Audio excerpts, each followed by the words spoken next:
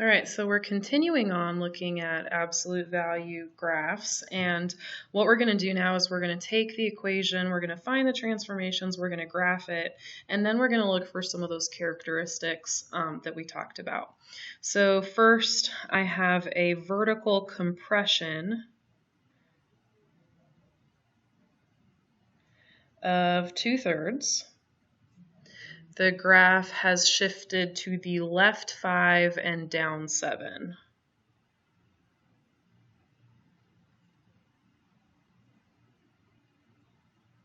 So I know that the vertex of the absolute value graph is -5, -7.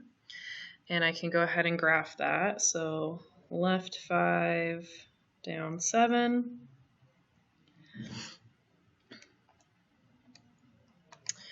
Then I'm going to go ahead and graph this on my calculator. So I have 2 divided by 3 for 2/3.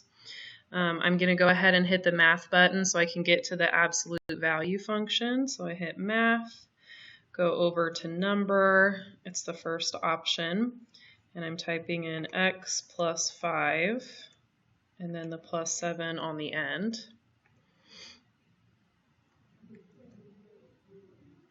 And I had my window smaller from class, so I'm just going to go ahead and change my window so that it's normal right here. Okay. Oh, I did plus 7. My bad. Okay. So the vertex of my graph is down where I thought it would be. I'm going to go ahead and hit second graph so I can look at my table. And the x-coordinate of my vertex was -5, -7, so I've got that point. I'm going to go ahead and not graph these decimals. I'm just going to do the ones that are whole numbers. So I can go left 8 down 5 and left 2 down 5.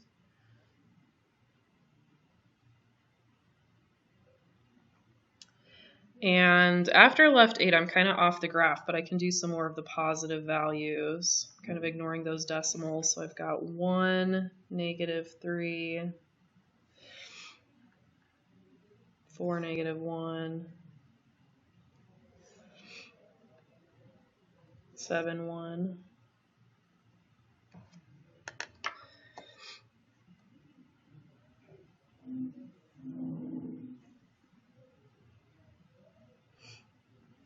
Okay, and I'm just going to work my way through the list of things that we find. So we like to find the domain.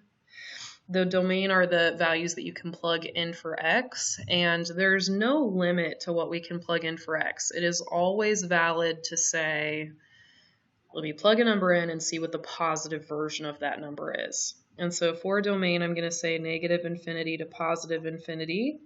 Any number I can possibly think of is always going to work. The range is the outputs that I get as a result of plugging those x values in. So if you look at the range, those are the y values we have. You can see that the very lowest y value that we have here is -7. And then we've got all these decimals to -6 and a -5 and a -4 and a -3 and -2 and -1. We have all of these y values here, and then the graph goes up forever. So we have all the y values after that. So I'm going to say my lowest y value is -7. My highest y value is infinity. So I'm going to put a bracket around -7. That's a point on the graph. I can equal that point. I'm going to put a parenthesis around infinity because if I were to ask you to show me where infinity was on the graph, you can't point to it. So anytime there's a number we can't point to, we just put a parenthesis there. All right, I also want to find increasing and decreasing values. And just in case you guys, I know you're supposed to be familiar with this, but just in case you aren't, increasing and decreasing are where the graph slants down and slants up. So what I always do is I put a little stick figure right here, and I pretend that the stick figure is walking. So right here, the stick figure would be walking downhill, so this would be decreasing. And then the stick figure would hit the vertex, and then the stick figure would be walking uphill, so this is increasing. And to write the answers for increasing and decreasing, we just have to write the x values of all of these things. So the x value right here is an arrow going to the left, so that's -infinity. the x value at the vertex was -5, and the x value of an arrow going to the right is positive infinity. So that means that my increasing interval is from -5 to positive infinity, and my decreasing interval is from -infinity to -5. Now, for increasing and decreasing, we would not put brackets. We would not put brackets on anything, and that's because if you were to cover everything else up and just look, can you see it? Just look at that dot. If I were to show you a dot and I were to say, is that dot slanting up or slanting down? You'd be like, Ms. Rice, that's a dumb question. It's a circle. And so we cannot include it as increasing. We cannot include it as decreasing. We're just going to do parentheses for those. Okay. We already have the vertex, so next we can look for a maximum or minimum. Some graphs have more than one of each of those. Absolute value graphs are kind of a nice place to start because they're very simple. So for this one, we're going to say there is no highest point for the graph because this graph just goes up forever. So I'm going to say none. But there is a very lowest point on that graph, and the lowest point is the vertex, which is -5, -7. All right, and then we're going to look for the x and the y intercepts.